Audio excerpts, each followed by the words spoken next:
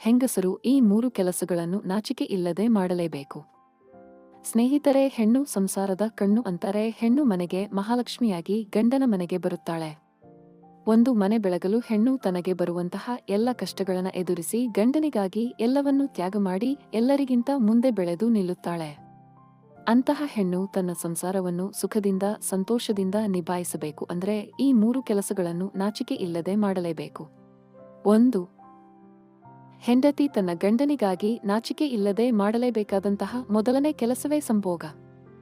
ಹೌದು ಸ್ನೇಹಿತರೆ, ಒಂದು ಹೆಣ್ಣು ತನ್ನ ಗಂಡನಿಗಾಗಿ ನಾಚಿಕೆ ಇಲ್ಲದೆ ಸಂಭೋಗ ಕ್ರಿಯೆಯಲ್ಲಿ ಭಾಗಿಯಾಗಲೇಬೇಕು. ಪ್ರತಿಯೊಬ್ಬ ಮನುಷ್ಯನಿಗೂ ಕಾಮ ಅನ್ನೋದು ಪ್ರಕೃತಿದತ್ತವಾಗಿ ಬಂದಿರುವ ವರ.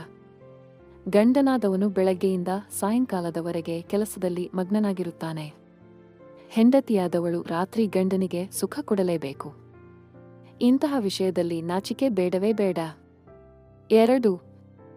ಇನ್ನು ಹೆಂಡತಿಯಾದವಳು ತನ್ನ ಗಂಡನಿಗಾಗಿ ನಾಚಿಕೆ ಇಲ್ಲದೆ ಮಾಡಲೇಬೇಕಾದ ಎರಡನೇ ಕೆಲಸವೇ ಅವನ ಕಷ್ಟದಲ್ಲಿ ಭಾಗಿಯಾಗುವುದು. ಹೌದು ಸ್ನೇಹಿತರೆ, ಗಂಡನ ಸುಖ ಮತ್ತು ಸಂತೋಷದಲ್ಲಿ ಮಾತ್ರ ಭಾಗಿಯಾಗದೆ ಅವನಿಗೆ ಕಷ್ಟ ಬಂದಾಗ ಆ ಕಷ್ಟದಲ್ಲಿ ನೆರವಾಗಲು ನಾಚಿಕೆ ಇಲ್ಲದೆ ಮುಂದಾಗಬೇಕು. ಧೈರ್ಯದಿಂದ ಮುಂದಾಗಬೇಕು. ಆಗ ಮಾತ್ರ ಒಬ್ಬ ಗಂಡನಿಗೆ ಪರಿಪೂರ್ಣ ಹೆಂಡತಿ ಆಗೋದಕ್ಕೆ ಸಾಧ್ಯ. 3.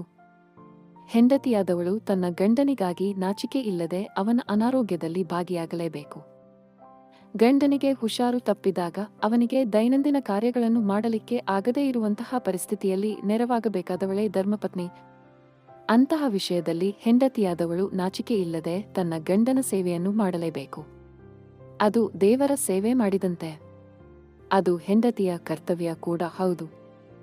ವಿಡಿಯೋದಲ್ಲಿರುವ ಮಾಹಿತಿ ಇಷ್ಟ ಆಗಿದ್ರೆ ದಯವಿಟ್ಟು ವಿಡಿಯೋನ ಲೈಕ್ ಮಾಡಿ ಹಾಗೂ ಈ ಮಾಹಿತಿನ ಎಲ್ಲರಿಗೂ ಶೇರ್ ಮಾಡಿ.